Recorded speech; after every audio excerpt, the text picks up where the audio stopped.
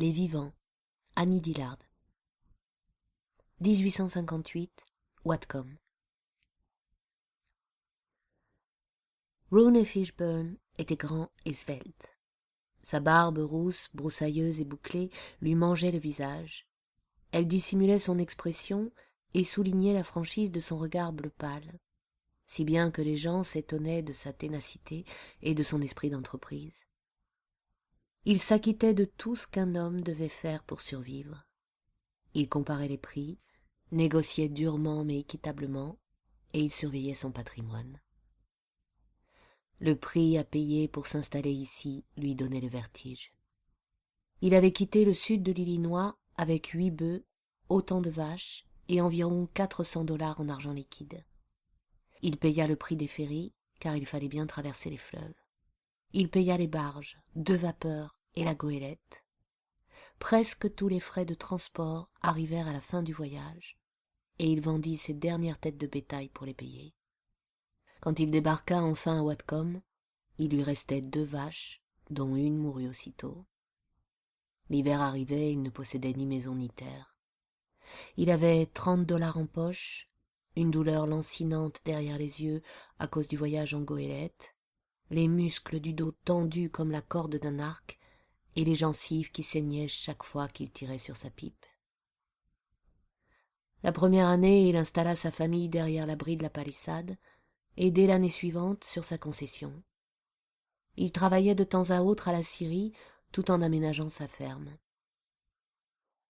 Dans l'Illinois, Rooney aimait un bosquet de vieux pins qui se dressait à 5 kilomètres environ de la maison de ses parents. Il faisait souvent un détour afin de passer un moment dans la lumière bleutée de leurs branches et pour se rafraîchir les bras dans leur ombre. Il avait parfois la nostalgie de ce bosquet, car il désirait maintenant ne plus jamais voir un seul arbre de sa vie. Constellés de gouttes, les arbres ruisselaient sans cesse. On aurait dit une condensation, une incarnation de la pluie, une excroissance affreusement pesante et foisonnante contre laquelle l'homme luttait tous les jours de toutes ses forces et qu'il détestait au plus profond de son cœur douloureux. Ce pays n'avait nul besoin d'ombre fraîche. La tâche de Rooney consistait à briser ce dôme ombreux, à aider le soleil à descendre jusqu'à terre. Un matin de la 3e année, en avril 1858, Rooney découvrit à son réveil une nouvelle goélette ancrée dans la baie. Il pensa aller faire un tour à la scierie qui servait aussi de bureau de poste pour en apprendre davantage. Là, il découvrit une foule d'inconnus, rien que des hommes. Il apprit de quoi il retournait. C'était l'or. Il y avait de l'or sur la rivière Fraser, dans la colonie de la Colombie-Britannique, à 25 kilomètres seulement au nord. La compagnie de la baie d'Hudson envoya 800 onces d'or à l'hôtel des monnaies de San Francisco. Les mineurs l'avaient tamisé dans le gravier de la Fraser. Ces Californiens aux mains calleuses en avaient entendu parler. Ils avaient loué un bateau à San Francisco et débarqué dans la baie de Bellingham, dernier avant-poste américain. Ils brûlaient de louer des chariots et de partir pour les gisements aurifères de la Fraser.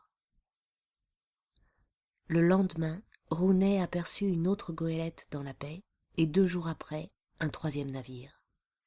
Pendant tout le printemps, ils arrivèrent sans discontinuer. Ces immigrés qui avaient déjà fait fortune ou perdu jusqu'à leur dernier sou en Californie durant la ruée vers l'or de 1849. Ils arrivèrent, accompagnés de tous les avocats, agents immobiliers, joueurs, femmes légères, marchands et muletiers capables de trouver un bateau.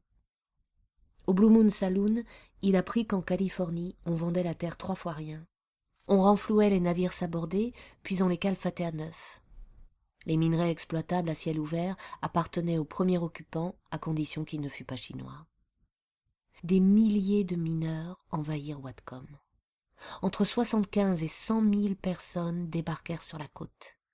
Des mâts sombres découpaient la baie en tranches verticales. Un jour, Rooney compta 13 navires gréés en carré et 7 vapeurs. Le journal affirmait que sur la Fraser, les mineurs tamisaient entre 25 et $50 d'or chaque jour et sans discontinuer. ils embauchèrent des indiennes pour tamiser à leur service. Des pièces d'argent et d'or firent leur apparition dans les poches de Roneille.